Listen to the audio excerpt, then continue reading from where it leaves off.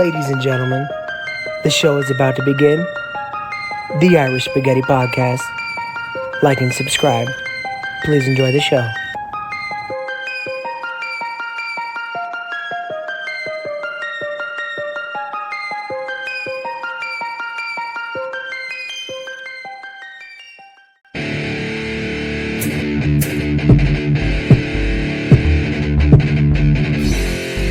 Born for greatness, but separated by birth, they have found each other once more.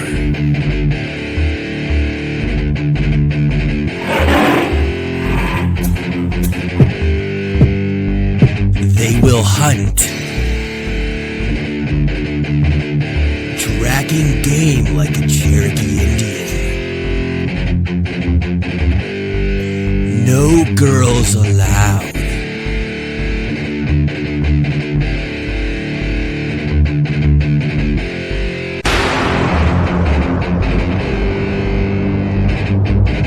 A complete rebuke of the feminine man paradigm. With great penis comes great responsibility. Look out, world. Real men are back.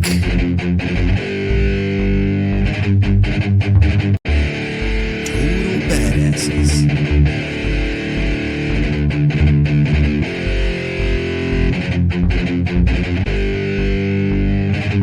There will be guns.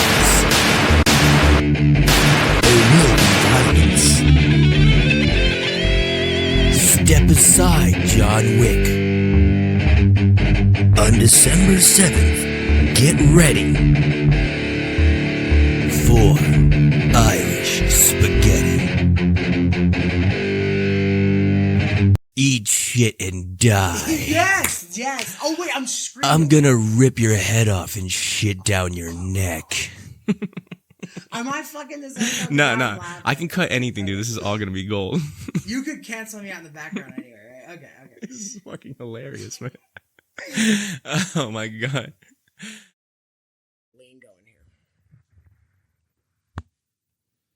Ladies and gentlemen, welcome to the Irish Spaghetti Podcast. We're your hosts, Billy G, Nikki P. Nick, how are you? This is the best day of my entire life, Billy. Dude, holy shit, man. Episode 20. I'm wearing a special suit for the occasion. We're breaking double digits. 20s, baby. In 1 year, we'll be legal to drink. This is wonderful, man. Yeah. Almost rent a car. Yeah, almost rent a car. We still got to have a signer, but no big deal, you know? Right on, man. Well, it's been a long time coming, buddy. It's been a long time coming. It's been a fun journey. We have a long way to go. Yeah. And so Billy's got his special shirt on today. It's just It's one all fresh. No, It's all fresh today. It's just one I never used. He has a register. I just have whatever I had, you know. But fucking A, dude, I have come on. this thing where it's like a lot of people that you see, they're like whatever characters or actors, things like that. They do this weird thing where like they wear like the same outfit all the time, and that becomes part of their brand. I've never understood that. So I like to change my looks and my outfits in real life all the time. So I'm going to bring that to the podcast as well. Like kind of like, and I'm not downplaying them for that. If you want to do that, go nuts. But it's kind of like CoffeeZilla does the suspenders with the shirt. It's always the exact same outfit. Yes. Or Tim Pool again with the beanie. It's the exact same look. Like I don't understand why you have to play like. I'm not a cartoon character. I own more clothes than one outfit. Well, here's the thing. I don't get why that's supposed to help. So there's a correlation, and I think I know why the younger guys do it. Why? I think because there's a correlation that geniuses. The simplicity, decision fatigue. Exactly. Mark Zuckerberg made that popular. Yes, and Steve Jobs as well. Steve Jobs opened up his closet. He had jeans, he had turtlenecks, and he had dad shoes. And he would go out there every day and he would wear the same thing. And why? Because whatever was on his mind at that moment didn't have to be with, you know, should I do this? Should I do that? Or things like that. But I don't think I could ever do that. No. Even if I was running some Fortune 500 company, you want style. But you know, the thing is too, is it's like, find what works for you. That worked for Steve Jobs. That worked for Mark Zuckerberg or whatever. That doesn't mean that that's the right way to go for absolutely everyone. Everyone has their own thing. I like changing up my clothes and my looks and things like that because it makes me feel different depending on that day. And it actually lends to my creativity and my charisma and things like that. I like to feel my look that day because then you feel yourself and you change. Yeah. It's like When you're wearing nice clothes, when you wear like a button-up shirt and like some slacks and some, polishable shoes, you walk different. Your stride is a little bit different. People treat you a little bit different. In your head, your self-image is a little different, and all that manifests in your speech and in your like micro expressions, things like this. It adds up. It matters. You just start doing the snap point. Yeah, you got a little extra like pizzazz going on, and then just changing it up's fun for me. I want to wear like white gloves with the coattails and the high top hat with a cane and stuff. I actually want to do that. No bullshit. They look great. I'm dead serious. I've been It's a dying wonderful to, style. like vaudeville-ish. Like I want to bring that back. I don't. When I have money like that, I'm going to dress like that. No bullshit. I think that gloves especially. The fun of suits kind of got lost, and like It's so fun. There's a really good like the Oscars. We'll talk about that in a little bit. The Oscars are all full of just black and white Armani, David, whatever, whoever does it.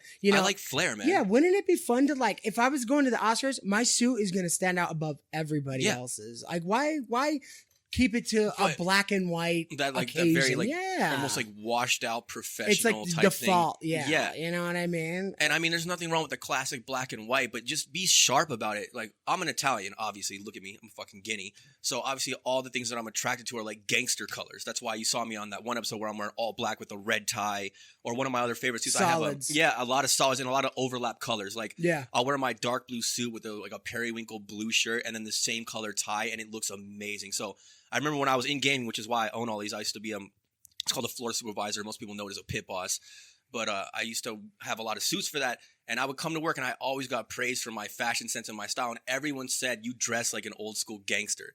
And like that's not really accepted in the business anymore. But for some reason, no one ever said shit to me but compliments. You're not supposed to do that, really. Yeah, I dress like an old school gangster too, just a different kind. I dress like I was born in Compton in the 90s. We talk about this all the time. Yes. You're the guy that wants to be a biker, and I want to be in the mafia. Yeah, we always talk about this. If we had a criminal set this up. enterprise, okay, if we had a criminal enterprise, Nick would be in some social club in the Bronx with like gambling going on and everybody smoking cigars and drinking fine whiskeys and stuff like that. Yes. Me, I would be in some trailer throwing a party with like everybody doing meth and like fucking fighting and stuff like that. But that's literally, there's a reason why this dynamic works so well with us. And that's it. And we can both attest to this. It's that hilarious. You could never sway this. This is what we are every day. You could 100%. never sway this. This is how this we is do the things. truth externalized. Exactly. I never understood why like That's once funny. dads reach a certain age, they put on just give up. Dude, well, they dress like little boys all over again. Yes, they start wearing jean cargo shorts, jean shorts with New Balance shoes. With dude, okay, you had a dark denim blue suit. Okay, Yeah. think about that. Italian cut, right? Yeah. Okay, or a European cut. Sorry. Think about that, right? Imagine a fucking ripped out blue t-shirt with a fucking baseball cap, jean shorts, and New Balance. Fuck, dude. Oh, I'm sorry, I'm not gonna but no way. No way. See, I don't couldn't agree do with it. that, man. No. That's like a weird thing. It's I just have the family and the kids now, and I'm not trying to impress anyone. It's like, dude, it almost feels like you've given up. Yeah. I don't know. In my family and in my culture, if you will, in general, we're kind of big on like style and pizzazz. That's like a lot of the reason why I like Europe so much, because they look sharp, man. They look good. Like Italy, like guys are still. Dude, they look good out there. Even the UK, man. A lot of them, they look nice. You know what? I think it came back. It's funny because, all right, everybody kind of dressed like kind of crummy in the 70s with like, the bell bottoms and the open shirts and stuff like that. Shit, yeah. In the 50s and the 60s kids were still wearing suits. The 50s, whatever, That's like they had era. the bikers, really nice leather jackets with like, but they're a good thing. The 80s, it came back. Yep. People were wearing blazers. Only difference is they were wearing blazers and they would pull the sleeves up, but they'd still dress very, It looked very good, though. nice. It was a really good. variation of a very good style, though. That's fine. And then the 90s came when Grunge. everybody started wearing Hugo Boss shirts, Janko with, jeans, Disneyland sweatshirts, and like tumblers and fanny packs with stupid things, and like hats that they like got from like Marlboro cigarettes, like with the plastic Dude, strap, yeah. not even like pro-fitted I'm hats. telling you, man. the 90s was the decade of. Oh my god! We just brought up two topics that we're going to talk about today. That's we could get there. hilarious. The 90s was literally the rise of dressing like a slob. Yeah. It just was. It's like you had a middle class, and the middle class was not looking because they would see people used to see the high class people and they would try to emulate the best kid, and it looked fine. It looked good. It's like everybody really cared about their appearance and meant a lot. And then the 90s came, and it's like everybody wanted the the kid pissing in, the Oakland The Calvin Raiders. and Hobbes. Yeah, dude. Everybody had they had Bugs Bunny backwards wearing hip hop clothing like he's crisscross. It all or had to something. be a pun. Yes, Everything had to have a pun on the shirt. dude, some guy walking down the street with a Wiener Schnitzel shirt The on. Budweiser frogs. Yeah, all that oh, shit, dude, man. Oh, my God. I remember every single duffel bag I ever seen said Marble or Cools on it. Like everything was cigarettes from like Mine was Marble all Bucks. Joe Camel. Oh, Joe Camel. I was a Camel filters guy, so I had Camel Bucks and shit for days. Dude, that was literally when You they always were had the targeting koozies. kids. You had like different beer koozies and Yeah. all that. Oh, yeah. my God. Dude, yes, the nasty beer koozie that would be like, I left my other FBI. shirt at home. I left my Female- clean shirt at home or something, Yeah. something stupid, yeah. Female body inspector. Yes. Like all those dumbass puns. I left my other Absolutely. shirt at home. Dude, oh my God. Oh, man. God. Yeah. Cornballs. It's been like that ever since. There is one brand though that fell by the wayside, and I really wish it made it, and I really wish they would bring it back. Do you remember BLOME, Blome? But it was Blow Me, and no one understood that. No. Yeah, there was a line of clothes and hats. Was it stickers? skate attire? I think it was. It wasn't directly skate attire, but we adopted it. I was a skateboarder, so Okay. like we adopted that kind of It's style. got to because I remember it now. We appropriated it, if you will, but it was BLOME, and it was everyone's like, "What's Blome?" No one knew that it was Blow Me the entire time. Yeah. Gold, My- and they were good looking shirt. Like it was cool, man. I literally remember that. You know why? Because my buddy had one of those, and when he folded it up, if you folded it up, it said "blow You me." could for see it. real. Yes, Yeah, yes, exactly. dude. Yeah, I remember it. Yeah, That was a good one. I'm sorry, but there was a skate when we were growing up was dope. It's the Like greatest their thing ever. clothing, yeah, like Spitfire and all Spitfire. that. Industries, World I mean, they had- Industries, yeah, it was man. so good. Mine yeah, was that always a sick. Black Label. Black Label, I was big on. Did I don't know if I said this on air, but did I ever tell you when my mom finally saved up enough to get me skate shoes and No. I got baby blue and white? I got the girl Osiris, so it's so stupid, but I wanted, Osiris's are dope. they were great. And I'm talking about like the big marshmallow ones. Yeah. I wanted these really bad, and my mom worked so hard, saved every penny she could. Were they like $1.20? Dude, easy. And we got them from a skate shop and said, like, because there was no Amazon back then where you could, like, No, cut you had to deals go and get stuff. 'em. Yeah. So we went to a skate store. I never rode a skateboard in my life. We went to a skate park. We got the Osiris, and we're walking out. Like, I'm all excited. I'm like, stoked. Wear them to school. And then, like, a day or two later, I'm on the bus and there's all these cool kids that are going to Durango, Mhm. and I looked and I'm sitting there and I got my shoes on. I'm like You're all just fresh. like you said, like You're feeling yourself. Yeah, I'm really feeling myself. Yeah. And I'm really excited because I'm like, I got designer shoes on. These shirts are expensive. I'm like, what I thought was designer, but it was just really cool, and name brand. And I'm sitting there and I remember I look over and there's this dude and he's got like 10 people around him and he's making all these people laugh and he's cutting jokes and he talks like, he's like, hey dog, I'm gonna, and he's like, it's this white dude that was like kind of like, you know what I'm talking about, right? Like he was just, yeah. So he's like, he's got all this whole crowd, all the girls are looking at him and laughing and stuff like that. And I looked down and he's got the same shoes as me. So what I did was I scooted my butt up a little bit like this on the thing, and I kind of like put my leg out as far as it could go, and I kind of like put like my leg in like plain You sight. do the girl's foot in the Yeah, street move where yeah. you lift up the pant Dude, leg same thing. and then tap it. Attention, you want that attention? And the dude hits me with a double take. He's like talking, and he looks down, and he comes back, and he looks down again, and he goes, and I'm thinking he's gonna say like nice shoes or something, right? And I'm like, dude, that's like an older guy. It really would have been cool. It really would have made my day. Yeah. And he goes, why you wearing my shoes, fat boy? That's hilarious. You got roasted. Dude, and you got roasted for I'm it. gonna tell you this right now, dude. Slipping into those shoes, it was like never the same. It was like He ruined it he for ruined you. it. He ruined it. He's a He friend. popped your balloon. He popped my balloon. But you know what? You know what came a little bit after that is sorry if I'm going off. No, please. on nothing. This is gold. All right, so a little bit after that, my sister started dating a cholo, and this fool was real. This fool was total gangster, like I mean, still put in work. Street. Total street. My dad hated this dude. Total street, and he gave me a pair of his Converse All Stars. And that was the second name brand shoes I have. I never looked back. I remember those. Never got them again. Those shoes were $26. You can't get, people still rock them like heavy today. That and Vans, you cannot go wrong with them. And I always appreciate that. That's why I adapted his style too and everything like that. But I appreciated that. That's, you need, dude, you got an older brother, right? 100%. You need an older He guy. whooped my ass. He taught me everything Yeah. I know about style. Yeah. He grew me. Yeah. He changed me from a boy like into a man because he's 2 years older than me, and my brother has great taste and great style, and he got into fashion and all that. So he's the one that taught me about button-up shirts and wearing polishable shoes with dark jeans and things like this. If you want to be like casual but still nice, so he gave me all the game. You need that. He gave me all the game. Man. Yeah. Well, that was me. That because they're like. You love your dad, but you're not gonna look at your dad and go, "Yeah, I want his style." Like, not unless you have a dad like mine. Yeah, my dad dresses sharp as. Does he do it? Dude. Well, then your brother got it from my him family and stuff does, like dude. That. Yeah, we all have class in that way. Yeah, my dad would just constantly tell me, "Dress like a white guy." my buddy. To this day, I don't know what that means. My buddy, his name was Jairo. He used to come over to the house all the time. I had a lot of Mexican friends because they're the funniest people on earth. We just get along easy. And I remember he was looking at all the clothes in my closet, and we have fedora hats. Like, we have gangster clothes. And this isn't like a costume. Like, we dress like this. It's just part of how we are. And I remember he was like, "Why do you have all these costumes in your closet?"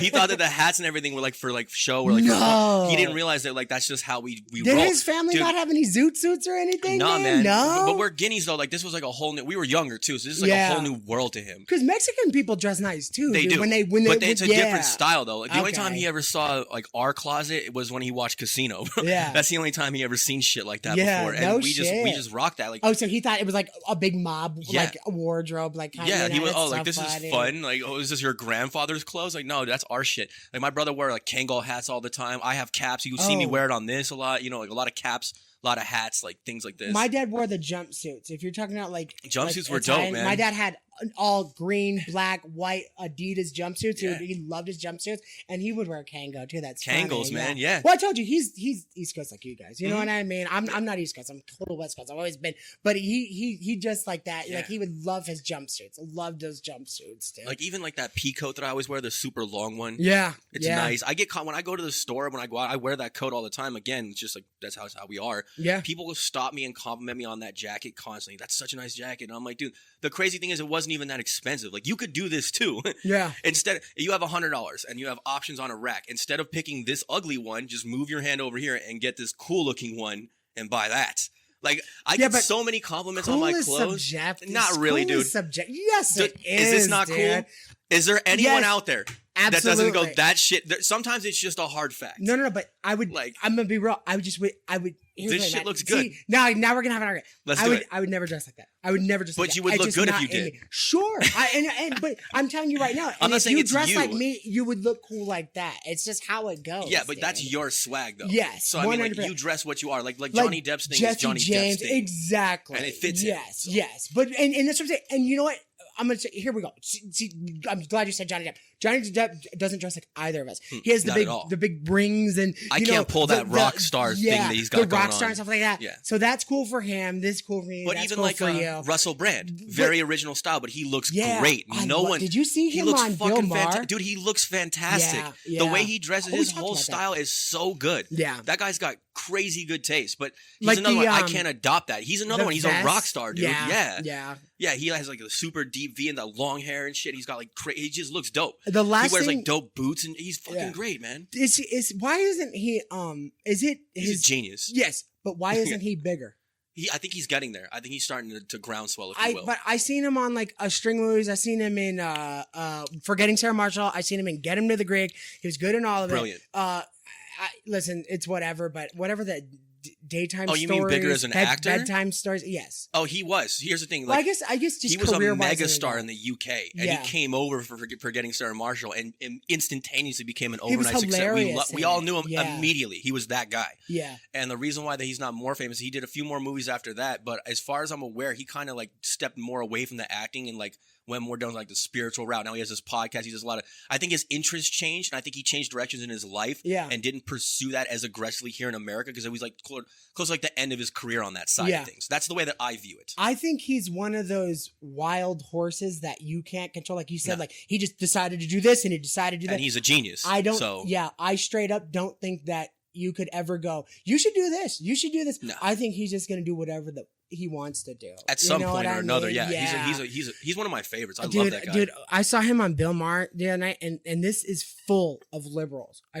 Full of liberals. Oh, he must have mopped the fucking floor with them. I have to watch it. The comment section was all on his because he's side. super smart Yes, and he's articulate. imagine that. And they can't make him look bad. He's too good. He's too eloquent. No, yeah. Dude, he's too quick. His communication abilities are outstanding. He has a word for everything. He's fluid. He's fast. He's well thought out. He's sharp. You can't knock him off balance. He's Dude, smarter than you. yeah. He's the smartest guy in the room. Every And then time. That's Every why time. I'm like, you can't shit on this Honestly, guy. he's scary. Oh, it's great. Dude, he's He terrifying. impresses me. Because God forbid you're going to argue with this guy and he's going to murder you 4 times with 4 different facts, hit you upside your head, and then when you go to retort, he'll have another 4 for you waiting in the chamber. That guy on Bill Maher, he goes, why don't you give me one time that behind the scenes MSNBC was like, we know this is wrong, but we're going to report it anyway.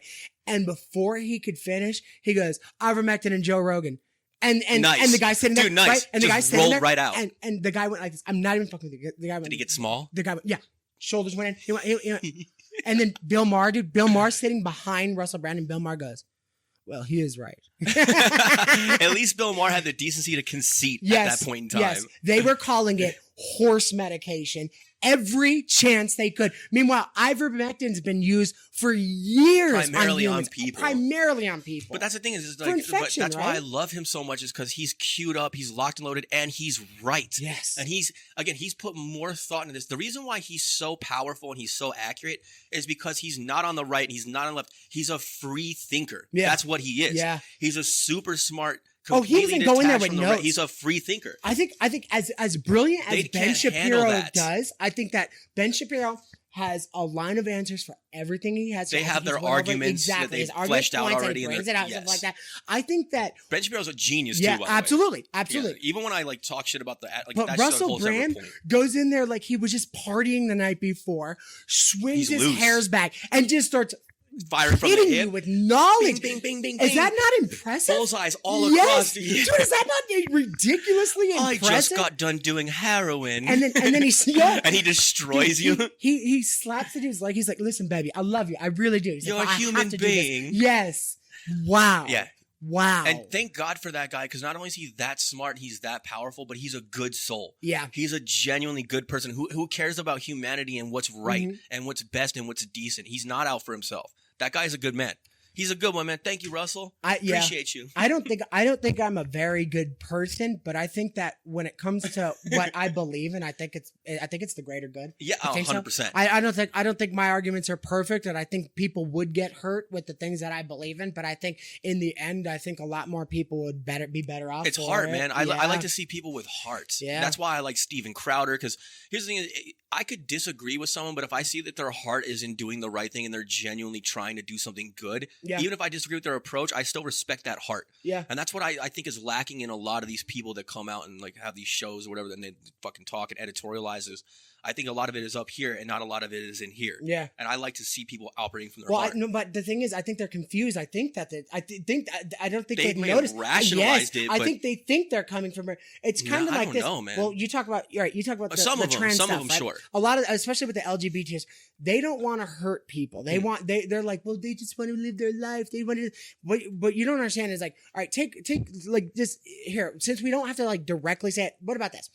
My 600-pound life. They got that dude, Dr. Now, right? Mm-hmm. And he comes in there, and these people tell him what they've been through, what they do this, and he says, "Well, it doesn't matter. All that matter. It means shit now. You have to do this. You're never going to be skinny like this. You have to get the surgery. You have to stop being it. You have to do this." And he hits it to him really hard, and then he walks out. Nobody looks at the TV and goes, "That doctor now is so mean." Everybody looks at the TV and they go, "You know what? That might have sounded harsh, but he's right." Well, guess He's trying to what? help it." And that's what I think when We I look have at a these phrase for 13-year-old this kids. that for some reason it's called tough love. Yes. We all know what that is. Everyone has heard the term tough love and they've seen it in action, and it's real. There really is such a thing as tough love. If you have a child and you have to discipline your child, you understand tough love. So I don't understand why that's confusing. I don't understand why like something that hurts someone's feelings is inherently mean or wrong or rude. It's not. He's doing that person a great justice by giving him that tough love. He may even save his life.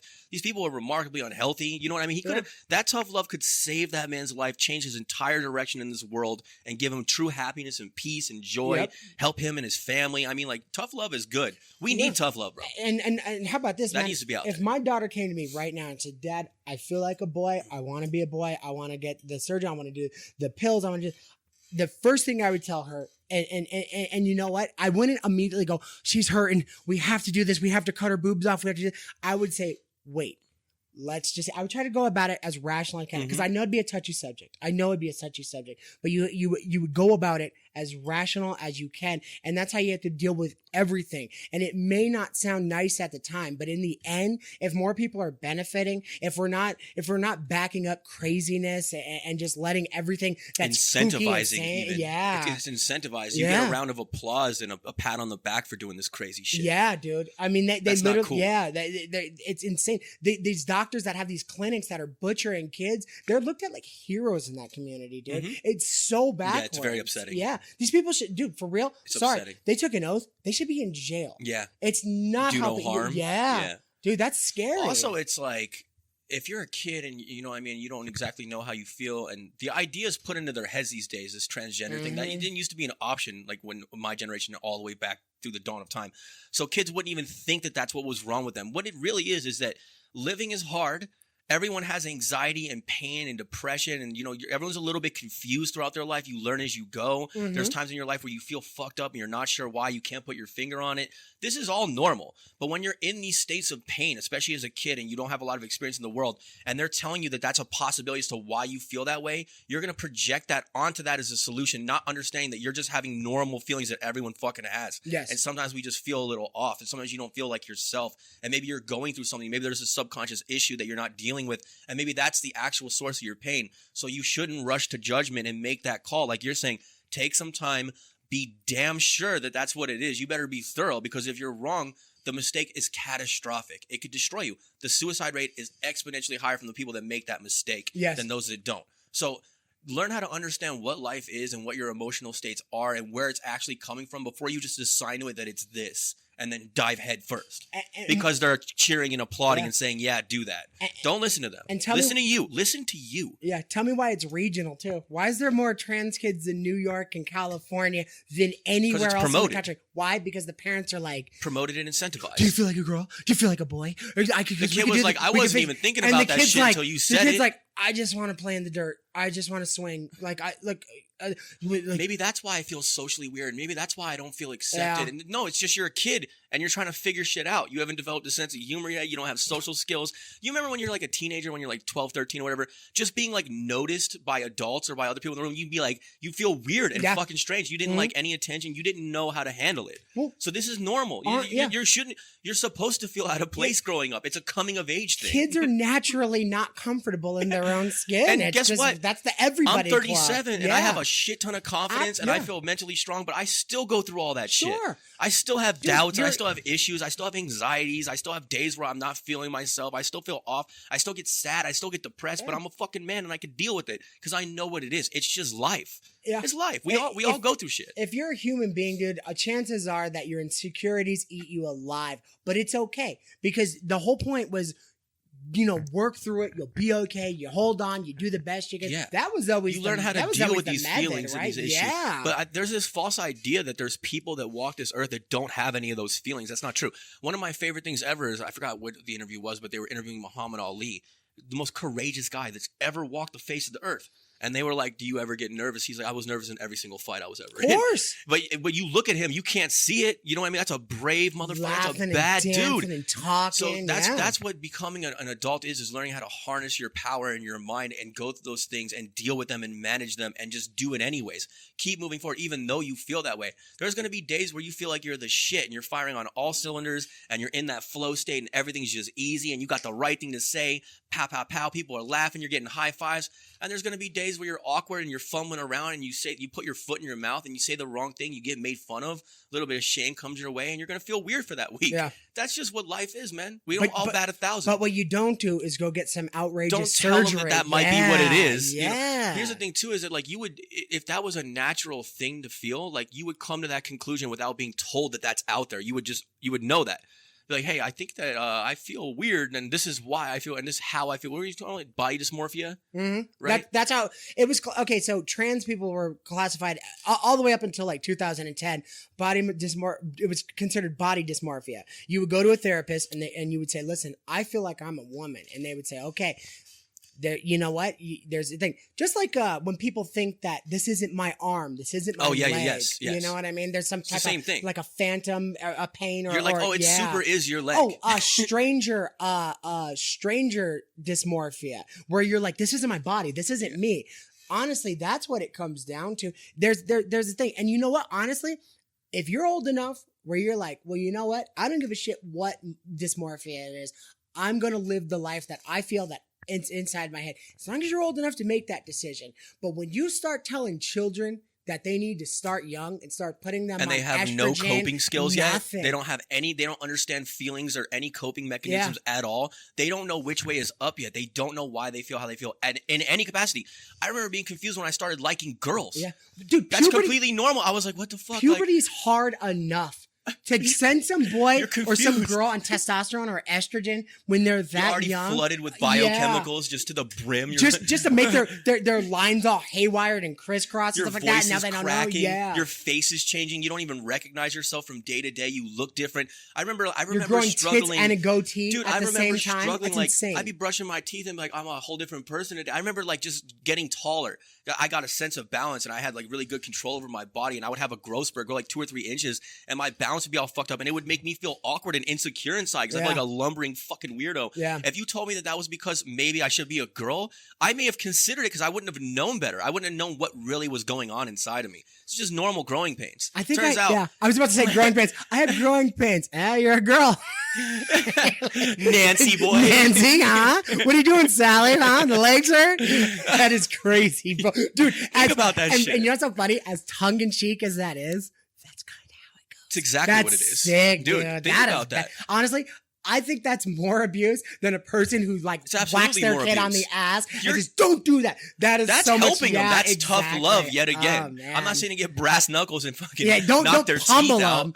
out. But a slap on the ass to send them in the An right attention direction getter? is so An much attention getter? so much fucking better than telling them, yeah, you know what? If that's how you feel, we're gonna start you on some pills tomorrow. We're gonna slap not these in you. ivermectin. But not ivermectin. No, nay, Nay. Yeah, no way, dude. No way. That's insane. So yeah, just some interesting things to think about. Even, you know, it's so funny talking about like, you know, the stuff that's hard enough as a kid. Going back, we were talking about heavyweights earlier. Oh my God. Well, wait a minute. This started with Ben Stiller. Yes. And then we talked about The heavyweights. genius that is Ben Stiller. I'm a huge fan. I was watching So am I, Dodgeball the man. other day, and literally every single thing that he does and says in that movie had me laugh. It's some of the funniest shit I've ever seen in my life. Like you were saying, he fires on all cylinders. Yeah. He hits the physical, he hits the verbal, Dude, he the hits the tone, mannerisms, his tone, all of it. the way he Conceptually, delivers the joke, the handlebar mustache, Yeah. all of it, man. All of it. His looks, like the way he like, you know, he'll move his eyes around and like give the look, you know what I mean? It's like, hold on, wait a minute. You read this in black and white and you put this and you brought it to life. Guy's a in true your own artist. thing, and that's what you came up with? Yeah. Genius. Wow. And then it's just gold. So Yeah. we were talking about how, for those of you that don't know, there was a movie in the 90s called Heavyweights. And the character that he plays in Dodgeball, he played that in Heavyweights. He Yes. built the character out more in Dodgeball. Like he changed the look up and things, but it was the same character. Oh, we had it first. Tony Perkins. We had him first. Yeah, I know. But what was the story you were talking about? How that was like your hero's All right, movie or some shit? So I was a fat kid growing up, and hilarious. it's like this movie comes out, and it's like, all right, you know, it's like, all right, it's a kid's movie. I can watch it. It's wonderful. It's like it's airing on Disney like every other day. I'm like, all right, this is wonderful. So I turn it on, and then, like you said, this is to me. I seen Ben Stiller, but I didn't know who Ben Stiller was. He was still just coming out then. Well, like he wasn't famous yet. You know what? The first time I ever saw Ben Stiller was in Empire of the Sun. I never saw that. Oh my God! I think the Steven first time- Spielberg, Christian Bale, 10-year-old boy Christian Really? Bale, and what's his name? Ben Stiller comes out, and it's they're in a Japanese internment camp, and Ben Stiller comes out and he looks at the kid. He looks at Christian Bale. By the way, he was just as good as he is ever. Sorry, I didn't mean to do that weird gay thing. He was just as good he was ever and he's this little boy and he's acting his butt off and he's sitting there and he goes, hello, whatever Ben Stiller's name was. And he goes, hey kid. And he's got his bomber jacket on because he was in the Air Force. And he goes, hey kid. He goes, you want a Hershey's bar? And he's like, Christian Bale gets all excited, right? Cause dude, he hasn't seen anything but like, you know, like weird Japanese sushi for like, Rations and just shit. nothing. Right? Spam And musubi. he goes, yes, I would. And Ben Stiller goes, me too. He just tortures him. Tortures him. That's fucked Dude, that's up, the first time I've seen him. And then a year or two later, I see him in Heavyweights. And it's all about this movie about a fat camp. And these kids get sent there, and it's already stupid enough. And this kid who we're just like we were talking about, completely and utterly uncomfortable with himself, all the same thing. The skinny kids constantly cracking jokes. Obviously, not a lot of girls looking his way. Like, it's just a tough thing. Childhood obesity is ridiculous. Mm-hmm. It's very painful. It's very tough. I'm not saying that I'm giving parents need to get it together for this. But anyway, so this is like the starter because of the 90s. Everybody's eating McDonald's and everything. Yeah. And he goes there, and it's just back him. The people are wonderful. It's actually Jerry Stiller, Ben Stiller's father who runs it. Man, it's this wonderful couple. So much talent in that family. So much candy in these. They're smuggling candy. It's like real cool. Just kind of making it cool to be a fat kid for like once in your life, you know? And Ben Stiller comes in and he's all about fitness and hardcore working out, diet, Tony Perkins, and he's such a jerk. And he's got them, and they're doing a 20-mile hike. He has these little kids doing a 20-mile hike, and they're walking up, and he's telling them a story. He has like his stick, he's like his nature stick, and he's walking up, and he's telling them a story, and he's like, Icarus, Greek, like Greek mythology. He's like, Icarus was rolling a ball of wax up a mountain. He got too close to the sun, and the wax melted. You are all Icarus. Or no, you are all Icarus. It was so funny that I laughed at how intense he gets. Yes, it was so just. He has like the block of ice on his chest, and he's like, "You'll all be doing this by next week." And they're like taking a sledgehammer and smashing blocks of like ice on his abs. Them, about that. Yes, those little kids gotta get that. You'll all be doing this next week, dude. And I was telling him, dude, my favorite part of the movie though is that the little English kid is standing guard watching him, and it's like this poor little guy, all he wants to do is eat, and Ben Stiller takes a piece of tinfoil that he got off some electrical shit, and he puts it up and he makes it look like a Hershey's Kiss, and he goes, Duncan, Hershey's Kiss? And the little English kid like lips his lips, like you tell he has no willpower whatsoever, and he like looks at him, he's all like excited about it, and he goes, here you go, and he drops it on the ground, he goes, Butterfingers. Yeah. Like just making him more hungry. He just food teases him. I can't get enough of every expression has to be about food. Oh my god. Oh man, it was the funniest And then thing. He breaks down at the end and gets fat. He grabs him, remember he fucking starts binge eating at the end? Because he was fat before, and then he turned into Tony Perkins, and then he gets... The same thing happened in Dodgeball. Didn't that happen in Heavyweights too? Yes. It did, right? It's the same character, yeah. But I feel like it's like he made Heavyweights for adults. Yes. That is so cool. I never even put that together. He was literally eating pizza at the end of it. It's hilarious. Wow, that's crazy. And also, dude. he was a similar character when he was in Happy Gilmore, even though he was the nurse, but didn't he have like the handlebar mustache? Oh, he sure did. He likes doing that, man. My fingers hurt. Huh? Well, your back's gonna hurt too because you just pulled lawn duty. Lawn duty. Yeah. Lawn duty's the best. Anyone else's fingers hurt? These old ladies, he's just shitting on them. Mr. Gilmore. He just completely changed his faces. Dude, no. The best part. Oh my God. Everybody knows this. The warm glass? Yo, dude. Everybody quoted that growing up, dude. That was one thing. It's hysterical. Yeah, she sits down. She's just trying to, dude, the lady just lost her house. Sweet old lady. So sweet. Just trying to get adjusted. And she goes, do you think I could have a warm glass of milk? It helps me get to sleep. He like shuts the door and he goes, I could get you a warm glass. Says, shut the hell up. He just changes all at once. Sleep. I will put you to sleep. Check out the name tag. You're in my world now, Grandma. She's just sitting there, dude. He just turns into the chain gang leader from Cool Hand Luke. Yes. He just turns into a bitter piece of shit. But we have a problem to communicate. Is a failure. People don't realize what that came from was that movie. Absolutely, Cool Hand Luke. Dude. And then she goes to shut her window and Happy's visiting and he's downstairs. He goes, he's threatening her. Oh my God. Hey, Ben Stiller. Dude, I'm gonna tell you this now.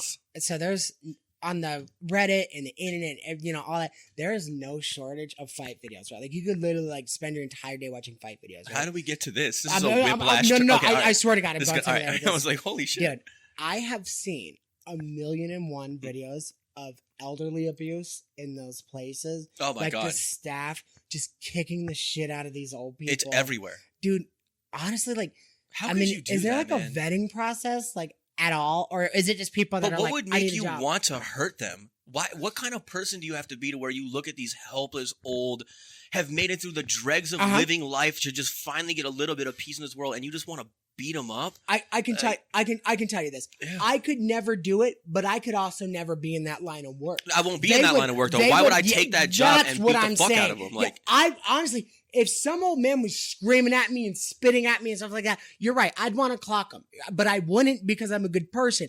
But if you have, and he has dementia, exactly, probably. yeah, it's not, dude. I mean, It's not his you fault. really think that this old man is really talking from like what he believes, dude? Honestly, man, there's a reason he needs 24-hour help. You know what I mean? And if you're see, that's the thing.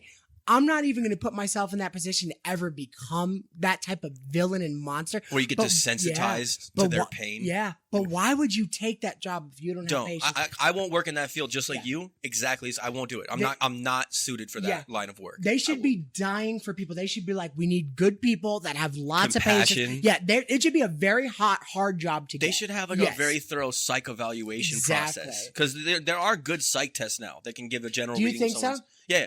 There's good ones. There's ones that are pretty accurate. I did one Dahlia sent to me, and this is a while back, and I forgot. I'll actually have her send it to you too. I'll send the name. It's very thorough. Okay. And it gave me like a 15-page report of my person broken down by like relationships, work ethic, way I look at things, how my mind. And it was it accurate? Was it pretty accurate? It was detailed enough to where I'm like, oh, this isn't like whatever horoscopes. Yeah. You know what I mean? It was fucking detailed. Yeah. The only thing that it had gotten wrong is because I recently my personality changed dramatically, like just before I took that test. Yeah. So I straddled in between two personality types. Yeah. Because I went from being hyper logical, like we were talking about before, to spiritual after doing mushrooms and like all the things that I went through. It changed my entire way of looking at the world. So like traces of that showed up in the personality test of both sides. It was interesting. Yeah. Very interesting. I'd like that. I'd like to, I'll because have you her know send what? it to you. It was free. It's so funny because it's like, the stuff that you don't know about yourself, there's still, you spend your life kind of trying to figure things out. And then by the end of it, you might even realize that you didn't even tap into like who you really are. You ever notice you do something and you're like, dude, maybe that is a fault, or maybe that is a good character. So it could and go you can't either really way. tell for sure and until like, the jury's out until later. I'd walk into the psych evaluation and they'd go, so what are you looking forward to mostly about this job? And I'd fail it just to fail it. I'd go, I think lunch. And they go, lunch? And I go, yeah, because I'm going to be dishing out knuckle sandwiches, baby. Don't forget the punch. When do I start? Yeah, exactly. And then and I have this recurring dream every night where I come out and I take out the biggest fucking and I start shotgun, spraying. and I just start spraying. You just do the whole thing again, like observe and report. We just did this last time. She's like, "Thank you so much, Mr. Robbie." He's like, "I think you mean Officer Robbie." Ugh. I just feel like if I don't have something to occupy my mind, I might kill somebody. You just start saying wild shit. That is my favorite part of it. And then when she starts crying, and who's like one of the best actors ever, that guy's so funny, that Mexican dude, he goes, "Well, tears," and he hands her that tissue, and she goes, "Woo." She goes, back in high school, I used to fuck all of Robbie's friends. Could you imagine your mom saying, my turn? I don't know if we can call it that anymore, but my best friend growing up, his mom, he's going to kill me if I say it. His mom, she was like that. She was really bad. Oh, she was a man maker. Yeah. Here's what I'm saying. All right. I'm not gonna. Those women are doing the Lord's work. Dude, the man makers. She was real bad. It's so funny because her and my dad got along really well at first, and then she went to get my dad locked up. Like they hated. Oh, that was her. You told me that story. And so, anyways, but like I'm not gonna get into the whole thing, but I'll tell you one that he like really knows about because I'm not gonna out him on a bunch of shit. But there's one where he went and he got drugs. I'm not gonna even out too much on anything. He went and got drugs with this guy. And they go back to he was staying at the Seagull Suites on 13th Street. It's horrible. I mean like the stuff in nightmares. And he brings his mom back there, and he brings a guy back there, and his old lady's there, and they're all doing drugs and stuff like that. And the mom goes, "Shit, I gotta go. I gotta be back on." She's a truck driver. She goes, "I gotta be back on the road in about an hour." And his dude, his buddy, he goes, "Hey, I live right around the corner from there. You want me to take you?" She's like, "Yeah." Right. So they leave, and like 20 minutes later, his friend, I'm not outing on anything. His phone goes, and he answers like, "What up?" He's like, "Hey, dude, you're not gonna believe this. I swear to God, I just fucked your mom." Oh my God. Oh my God. He called him to tell him, dude, that poor kid. He hates her. Dude, he hates her. Of course he does. He doesn't call her mom anymore. Of course not. And you know what's so funny? It's like when we were growing up, I used to think like, I got it worse. I got it worse. No. No, my mom was good. Compared to that shit? Yeah, my mom was good. All right, so she's not doing the Lord's work. No, she's horrible. She's horrible. I do like it when there's that girl that like ushers someone into like when they're ready. Dude, I'm telling you right now, she would walk around the house with ass cheeks hanging out. She had really nice titties. Like she was curvy. Right. You know what I mean?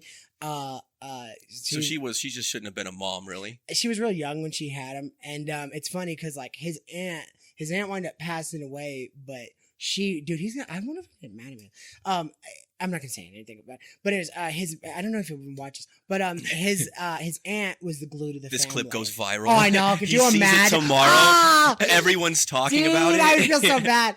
But his aunt was the glue to the family. Like she would our little clique, like it was me, him, Cam. We would hang out at his house the whole summer.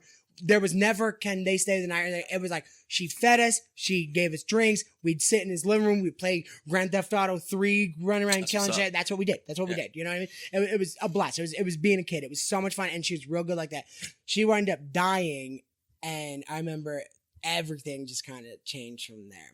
And so she really was the glue. Dude, his mom moved in, and then his grandma, she was like this really lively woman. She worked forever. She worked at like Binion's, like totally, you know, she wound up retiring like right after she died. And then his mom moved in, and then everything bad. Like, what was that name? I picked it up, by the way. Dude, I just didn't focus on it. Yeah, and oh my god, like she would do so much bad shit. Like his grandma wound up falling because she was so drunk and breaking her pelvis, and while she was bedridden, his mom grabbed everything out of her closet and pawned her gun. Oh, she had a bunch she's a piece of shit. She had a bunch of Disney VHSs. She's a piece of shit. I really hope they never see this.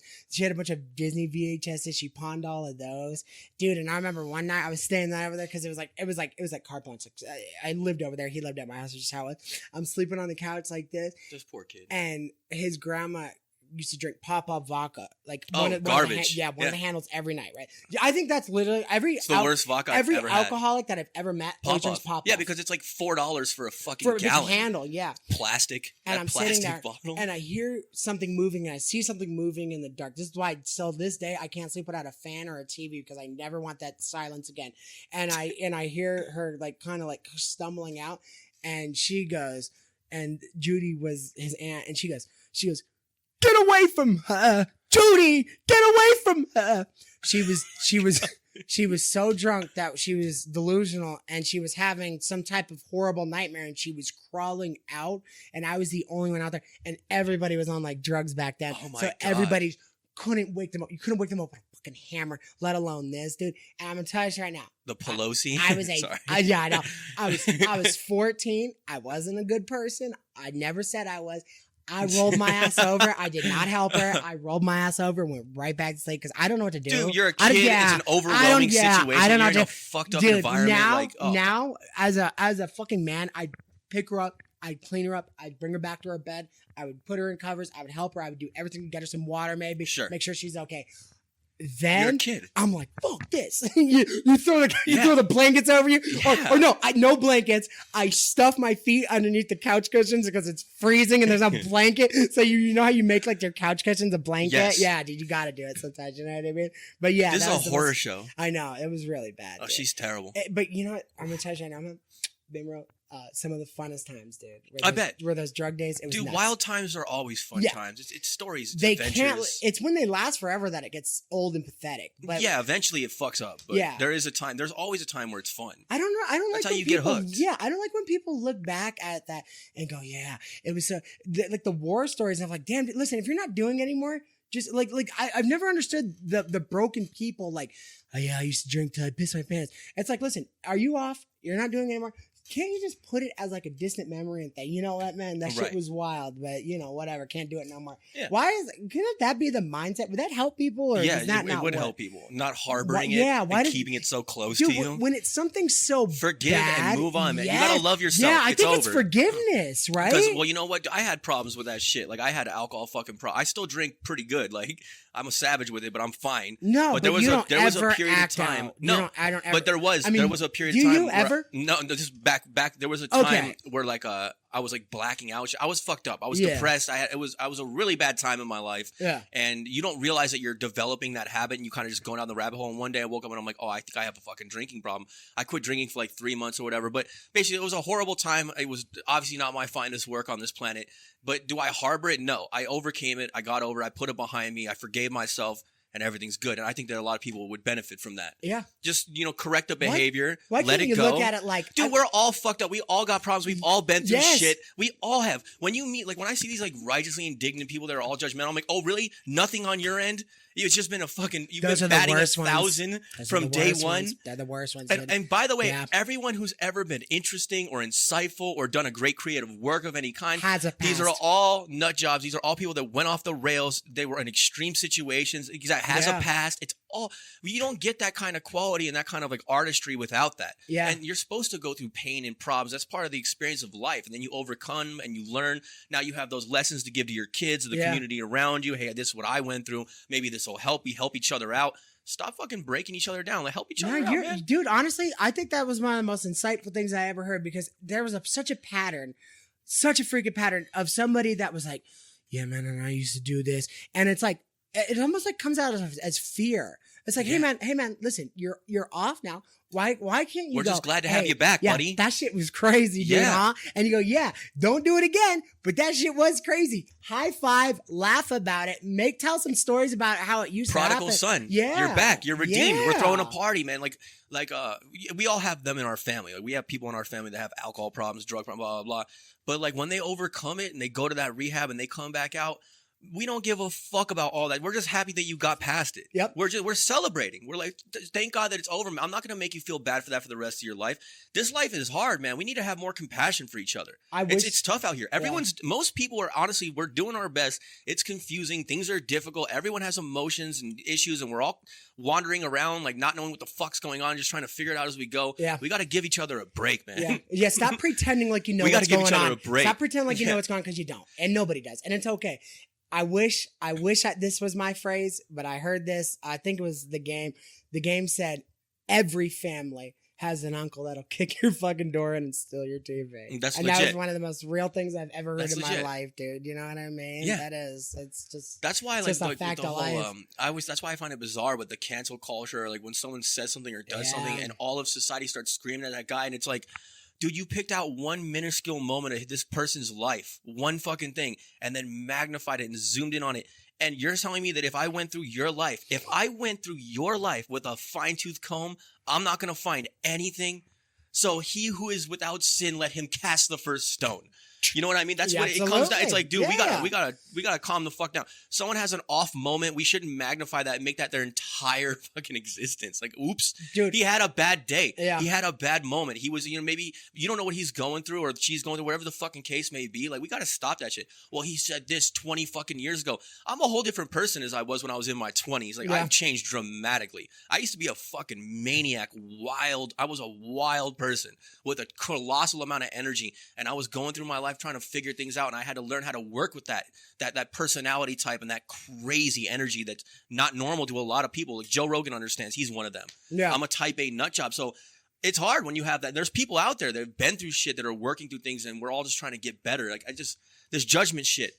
It's judgment shit. We got to calm the fuck down. It's funny too is think of all the entertainment. Like, could you imagine the movies that Mel Gibson would have came out with if people? Because you know what? Oh my God. It used to be they do something stupid, they'd get on camera or It didn't an define audio. your whole life. There'd be some tabloids about it. There'd be some paparazzi and some reporters asking questions. Talk about and it then, for 6 and then it months. would end. You do a callback a few years later. We laugh about it. Exactly. You end up on SNL. Now- but it didn't define your whole being. Now you're completely and utterly ostracized by all your Hollywood friends. Those Yeah. great people. Everybody should have stepped up. We've all fucked up, man. Everybody should have stepped up in Mel's corner and went, "Hey, listen, you know what? What this guy does, like, listen, I'm not Give saying him a what he chance did to was make right. amends, though. Yeah, but what I'm saying is, honestly, what he does off the screen, what he does off the screen, it's really none of your or my fucking business. As what you do is none of Mel's business. Mhm. I don't understand why they have to pay the ultimate price for some stupid shit they do. And I promise you, man, you think that's bad? You should hear about what the things that your friends say when you're not around. You should hear about the things but we all know this. Yeah. This is what I don't understand is like we're playing this weird game where we act like we don't know all the shit that me and Billy just talked about. Yes. We all genuinely know these truths. We know this stuff. But then when we have a whole different set of rules when we go onto the internet and like in society and things like that.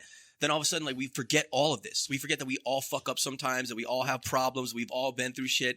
I've had an off day. I've said things that have come out of my mouth that I was heated in the moment of passion or whatever that I didn't really mean, or I phrased it the wrong way. And I've had to apologize. I've had to backpedal on things I've said. I've hurt people's feelings. People have hurt me. This is just how it goes, man. But you look at the heart of the person, the true core of what they really are. And that's why it says in the Bible that God judges from the reins of your hearts, because we're all sinners. We all fuck up. We all make mistakes. But at the end of the day, it doesn't mean your soul is rotten. It doesn't mean that you're a piece of shit. You're just a human being. It's fine. Yeah. That's what it comes down to. You're just a human being. Yeah. You're gonna have these faults, and that's what it is, man. You know. Yeah. Could you imagine? You know, like you're. I'm gonna make a mistake at some point. You guys are gonna see it throughout my life. So I plan on putting my life out in public. Yeah. It's gonna happen. Could you imagine if we were raised like that? Like your kid's in Little League and he misses the ball and he goes, Jimmy's a fucking retard or something. He walks up and you walk over and you go, and you lay down and you go, you know what you just said, right, son? And he's like, yeah. And you're like, you know, you're not going to have a job anymore, right? I'm going to have to put this on social media. I'm sorry, but you don't even get a chance to learn a lesson or anything. And look, you know, I film your video. You know, I film your Little League games, bud. Well, sorry. It looks like we got to cancel him. Yeah. Bye. Yeah, exactly. Back of the head, dude. You You might as well. You're going to kill him otherwise. Yeah. Like you're killing his character. I always think about that though. That all the people that were canceled, just all the entertainment that they, because it's always Louis you know C.K. Yes, I think about the specials and all. We missed out on so much good work. Anthony Cumia, the man, the legend. Yeah, I love Compound Media, but could you imagine just a few more years of him and Jimmy riffing? The greatest. And maybe Bill Burr wouldn't be such, because I'm telling you right now, I remember a Bill Burr When he had his walking teeth. in there and having to kiss those guys' ass. Yeah. Because he needed things. By the way, if you ever want to talk about somebody who got too big and acts like they don't know anybody, that's the one, dude. That one broke my heart too, because I was a huge Bill Burr fan. Yeah. He's a genuinely funny guy, and he was always strong-minded. He was always rational. He didn't take shit. You know, he changed a lot, man. Yeah. He made a lot of concessions, but again, I think it has to do to a certain point with getting a family too. Like we have the Joe Rogan point. It's harder to fight to the death when you have people that you want to protect and you don't want to involve them in that shit. Well, dude, you don't. But I'm not giving him an excuse though, because he dances around a yes, lot of shit. There's a way to go about this. Listen, I'm not saying, and he never did. He never went out there and did, like, he would say real shit. But now he's afraid to even say real shit. You're right about that. That's all. It wasn't offensive. It was just fact. Yeah. And now that facts are offensive to people, which is insane. Now that facts are offensive, now you just have to, like, on the outskirts, maybe like dig in a little bit, like, well, black people do this, but white people do this. You know, you and always have to balance it out. You can't just say your point Honestly, anymore. I'm going to tell you this right now. White people, black people, brown people, and everybody in between are fucking retarded. We all do the stupidest shit. We all do goofy shit. We do awful things. That's totally Problem fine. solved. We figured it out. And Nick, we all fuck shit up. Does that go back to I don't know, being human? Isn't that like the underlying like topic here, right? At what point do we adopt that mentality? Because we all know that that's the right one. Everyone knows that we should all band together. We know that racism is stupid. We know that all this shit is petty. We know that we should work together as one because we are one, even though we're not, these divisions are fake. We all know, everyone. I could say these words to any person on earth and they're gonna be like, yeah, 100%, that's exactly right. Yeah, of course. It's obvious that that's the right thing. But for some reason, we can't carry that mentality out. That doesn't make sense to me. Yeah. When are we just going to adopt it and realize that we're all the same species and we need to fucking work together and care about each other and love each other, and we're better off when we're combined instead of when we're divided? Yeah. Every culture has something different to bring to the table, and together we're strong and we're interesting and we're creative, and there's variety and nuance and fascinations. And I would love to talk to you and hear how your point of view is, maybe adopt some of your shit. Like Russians think a different way than Mexicans, and Mexicans think a different way than my people, and so on and so forth. And we sit around, we trade cards together, and we end up having this brilliant vocabulary and way of looking at life and these things. Like, don't sterilize that, man. Let's all just meet up in the middle and remember that we're all pieces of shit sometimes, and we're all good people, and we all make mistakes, and it's fine. At the end of the day, we're trying just try your best. Just have a good heart. Yeah. Remember we were talking about before the podcast started, we were like this has already been figured out. So the whole thing where everyone's like yelling at each other for like having different beliefs or whatever. there was again 90s. We used to remember that it didn't matter what your beliefs were. We didn't have to agree with each other. We didn't have to have the same ideas on what's right and what's wrong in ethics, morality, mentalities, things like this. That didn't matter. What mattered was if I met you at the grocery store or I saw you walking down the street, if I treated you with respect, you treated me with respect, and that was the golden rule. And that's all we cared about. We didn't care if you had a whole separate different belief system than me. You still treated me with respect, and on a human level, I respect you back, and that's all we gave a fuck about. And we allowed nuance and different ways of thinking to exist. That was real tolerance. We had tolerance. Yeah. What we have now is the exact opposite. This is intolerance. That was tolerance. Yeah. It was okay. Okay, so like whatever. Say there's a person that lives across the street from you and they think that all transgenders have a mental illness and that's their personal belief. But they don't yell and scream at them. They don't treat them like shit. They don't down talk them. They're not disrespectful when they see them or whatever. It's just a belief they harbor. And you find that out drinking at the barbecue one day. That slips out and you realize that about that person. But their behavior towards them has always been good. You shouldn't hate that person. You shouldn't hate that person because they're still showing respect. Even though they don't agree and they see things differently, they're still choosing to behave in a way that is respectful and decent. That is honorable. Yeah. That is an honorable thing. Yeah, that's what's okay, you know? I could tell you this. There's an old phrase. It's an old saying, and somebody had said this. It was judge someone not by the color of their skin, but by their character. The content of their character? And you know who said that? Preacher Billy Sunday. No, I'm just kidding. Give it to some I was white waiting guy. for it. Yeah, give it to some white dude. Give credit to a white guy. The Reverend Ed Sheeran. Yes. I think that was hilarious. George Carlin. How shitty would that be? Oh my God. What an amazing saying, and then you get just chop it up at somebody else, you know? But yeah, like, I don't know. The conversations were a lot more interesting back then. Yeah, I mean, I used to love listening to people. absolutely, man. Again, like, you know, when he was just getting, we were saying, like, I remember, like, my dad, like, some guy that was just completely different, like, had, like, nose rings and a blue mohawk, and they'd be talking as different as they were when we walked away. He'd go, hey, he's a good guy.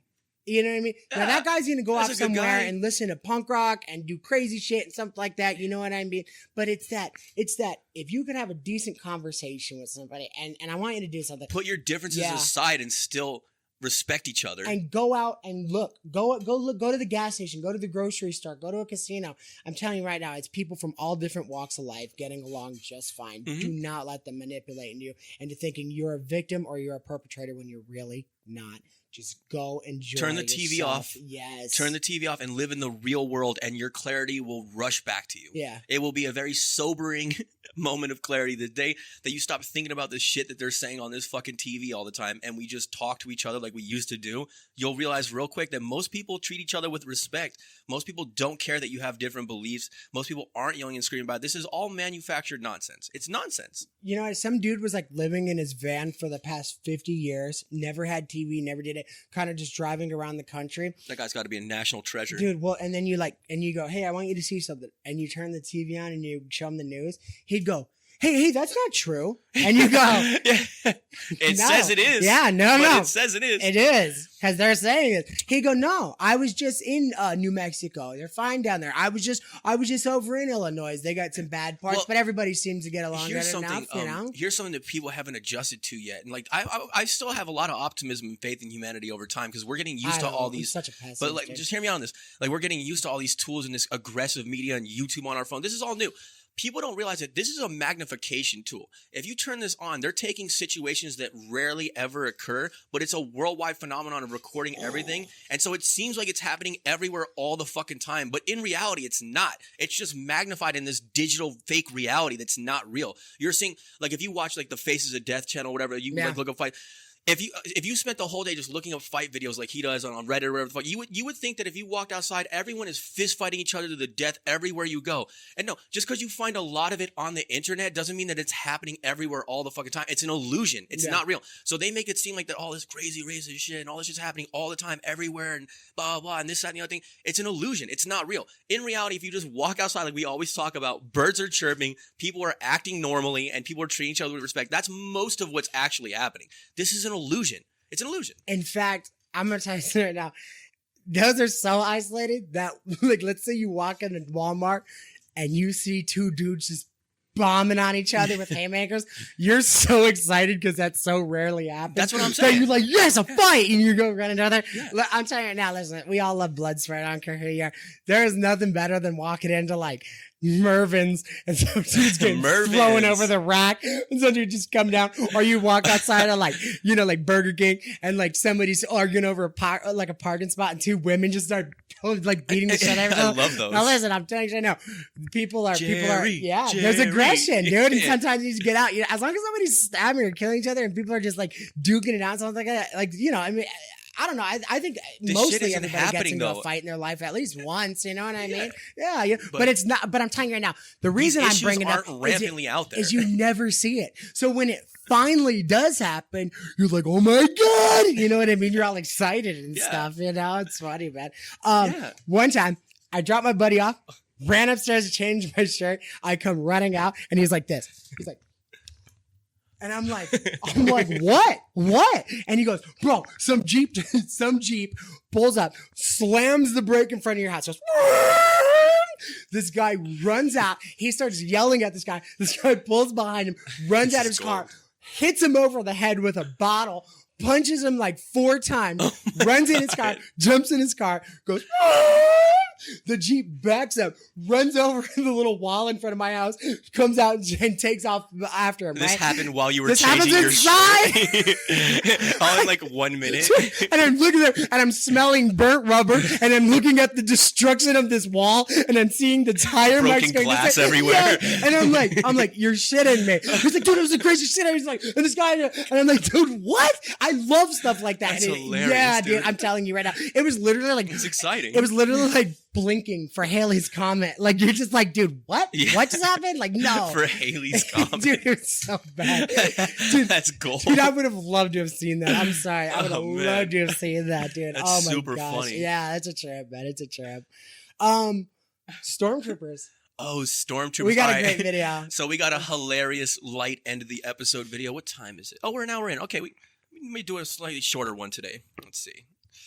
All right, so Why, do you want to go on another subject? I got more in the chamber. no. I feel good. Like, Okay. this is perfect time. I think it was a great episode. Yeah, I think we murdered that. Episode 20. We're very happy. Yeah, yeah.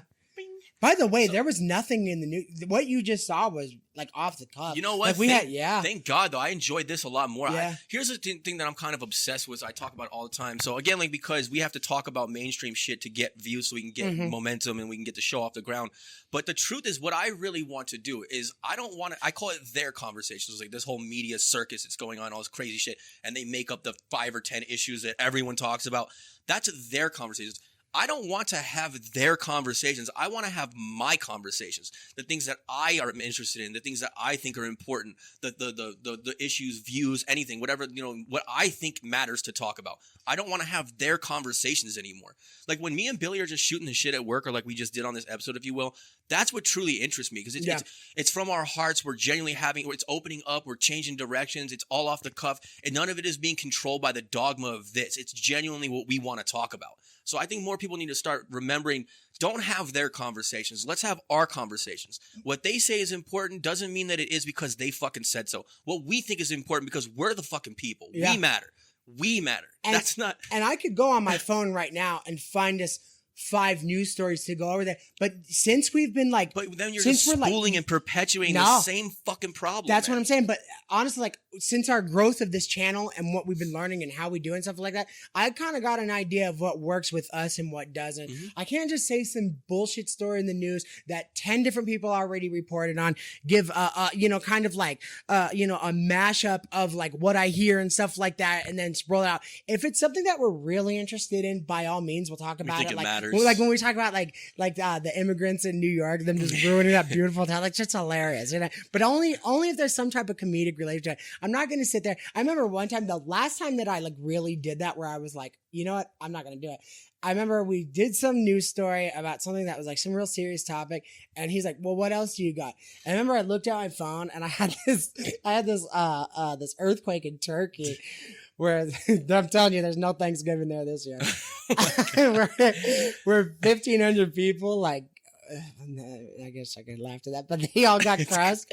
Right. So I'm about to do the story, and we just got done off a serious one. And remember, we backed out of it. Yeah. Like, we're like too both, heavy. Yeah. We're like, nah. Sometimes dude, it's come just on. too heavy too many times in a row. So now I kind of got the stories that work with us. So sometimes, and I don't kind of like, it's good because we could just go off of anything, but sometimes, like, if I don't have like a real big story, like, we could have went 2 different directions today because we do need a big name, and I'm glad we went with the one we did. That's we why could we have throw went those in. Jimmy Kimmel, or we could have went Ben Stiller. I'm glad we went Ben Stiller. A much happier conversation. But don't feed this shit. Attention is what keeps this bullshit alive. You starve this whole fucking thing of attention, and it's going to die on the vine. That's all we got to do. We just got to change direction. That's what I'm saying. Like, let's talk about our shit. Let's bullshit more. Yeah. In general, when we do this, like, we'll bullshit our own. Yeah. More often. I have a formula now. Like, I just have like couple talking points. Go with it. You know what I mean? Good. And then maybe stuff that we want to talk about or stuff like that. But that's why we always end on a light clip to because that's what we really want to promote. I'll tell the Albertson story the next one. Okay. Oh my God, I mean? Dude, please. Yeah. This story is gold. Dude. This is some fucking, I'm gonna say it, man. I'm sorry. This is some white trash shit. Yeah. But it is the most entertaining. It's fucking great. I love this story. Yeah. It was too. And good, I love man. that shit, by the way. I'm a fan. Like, it was a simple job, and it was so bad. It's so fucking funny. It was dude. ridiculous. I'll give you a teaser. It involves stealing plastic bags. Yes. Dude, the way you tell it too. Yeah. Oh my god. Dude, honestly, this is the greatest man alive. Him and his family. I fucking love these people. I'm gonna tell you now. Like, my dad was like the best like thief ever, and it's like, I don't go into stores and I don't steal clothes and I don't steal from people and I don't do that. It wasn't that. It's always victimless. No one gets hurt. Exactly. It was the produce bags. It was like, you take them. So we use them. Like, should I just... Do you want to tell it? No, let's save it. Okay, we'll save it. That's a long bit. That's a long story. Yeah. But I'll get to it your there, point, yeah. you could tell them about like how, like, in the 90s, we used to do the big gulp thing and swig it down. Like, shit like that. No, dude, that's the kind of shit. All right, here. I got one for you. Remember when you used to walk by the Brock's candy in Albertsons or Smith's, and you'd open up take a a little few bit pieces. and you start eating that shit right in the store? No matter what you think about it, you're stealing. You know what I mean? Yeah. Well, your mom would be like, take a Tootsie Roll. Yeah, take you know what I mean? Candy. Well, I used to get them strawberry ones, or I would get the caramels. Yeah, caramels. Yeah. Caramels are such an old candy. But I love butterscotch disc. I like cinnamon disc. I like hard candy. I like old people candy. Dude, Werther's Originals? I'm going to make a great old man. God, yes. I love a Werther's Original. When that kid's just sitting there and he's next to his grandfather and he like just lint all over it. Pops up it was with that unwrapped in his golden pocket. wrapper, and they're sitting out there and they're in like Michigan and that sun's beating down on them and like, would you like a Werther's Original? And that shaking old wrinkle hand delivers the most delicious candy ever created. and then but in reality you'd see a nub because he'd had his hand cut off from the horrible type 2 diabetes. Thumb is like folded. His club hand. He has osteoporosis, and he has carpal tunnel. It's just clicking like getting as he's moving his joint. It's just clicking with his stupid little like brass like glove that he wears. You know what I mean? Copper. I have those, dude. Yeah, man. I have them. Hey, they fucking help. I'm sorry if your joints hurt. That shit helps. I know I have arthritis for sure. My hands are fucked up. They help me sleep, but neither here nor there. Yeah, that old people shit is hilarious. I got my arthritis at the grocery store because how you load cans on the shelf. Because how you get arthritis is your hands like this on the tray, or it's like this stocking something. And I had horrible arthritis because I used to take the cans and take 2 at a time, and you load them up like this. Cans all day. It was only cans. Sorry, speed. Do you remember when he hits? When he hits the baby stroller. Sorry, no that just worries. came to me. But anyway, cans. So it was only cans. Who said it? Julia Roberts. Keanu Reeves. Cans. It was only cans. It was only cans. My brothers, I love you, Keanu. I didn't mean to cut off your osteoporosis, whatever it was. No worries. That's the second time that we were talking about Keanu in like 2 days. Not you, but we were talking about Keanu last night. Whoa! He's the best. Yeah, he's no matter what movie he does, he's a surfer. But now he has like that real dried up voice. So even though he's like still like a surfer, he has 6 lines per movie. Yeah, yeah. He's like, I didn't, and everybody's like, John Wick. I can't wait till number 4. Baba Yaga. Some of the best action movies ever created by a country fucking mile are the John Wicks. One of the best trilogies of all time already. I love those. For action movies, yes. Do you know when action movies got tight is when the protagonist became invincible. Like in Taken, Not one wrong move. That dude was whipping everybody's ass, moving through the story, and it was so cool. You're 'Cause right. remember, I'm thinking that, about it. You're right. Yeah, they used to have to get beat up or something. Like he did. He got chained for like 2 seconds, but he was on top of it anyway. Yeah. Brought it right to him. You know what I mean? Well, John Wick in the first one, they caught him off guard at the very beginning. Yeah. Real quick down. Not another time did he make a mistake in that movie. And another one. Dark Horse comes out of nowhere, left field, whatever you want to call it. All of a sudden, you got nobody with Bob Odenkirk. Bob Odenkirk. And it was such. Did you see it? No. I love Bob dude, Odenkirk. It's literally it's John Wick. I just saw the It's fight scene John on the Wick. bus. Dude, yeah, it's John Wick. Honestly, I was like, this is dope. Yeah, it's so good. And he has like this brother-in-law that served in like But- Desert Storm, and he's like, do you know how to use one of these? Like, has a gun. He's like, stop! He's like, get that gun out of my face. And he's like, and he has no idea like how like He's vicious. super Yeah, you know what I violent. mean. It's so good, man. But you know what else was like the Equalizer was dope. Do you know who's in that movie? Christopher Denzel Lloyd. In Nobody? Uh-huh. Christopher Lloyd is money. Christopher Lloyd. Hey, Love Chris Lloyd. I can't tell you. You're gonna watch it, right? Yeah. Okay, I'm not gonna tell you. Yeah, it's so good. Okay, so all right, so our wrap up video today. This is a fun one, an oldie but a goodie again. I don't know why this shit. It just kills me. So there's a Star Wars convention. This fucking nerd that's dressed like a stormtrooper, and he's coming down the stairs and he eats shit. But it's so aggressive. Like all his fucking armor falls off. Yeah. Like, he's just in disarray. He's all disoriented. He takes a beating. Well, if you've ever seen Star Wars fans, they're so serious about it. And you knew this was like just a massive, but like sometimes life really kicks you. And it's like, you Dude, know, this guy just this was really wanted God to make telling this him to video. grow up. Yeah. That's what this He is. needed this to go right. And it was never going to happen. He dude. was too excited, but God Yeah. was like, you need to get over this. I'm Here's like, a lightning bolt for you. Here we go. I'm going to play it a couple of times. So I put the volume up a little bit higher than normal because the sound of him crashing down the stairs is You want to hear hilarious. that plastic cracking? Hilarious.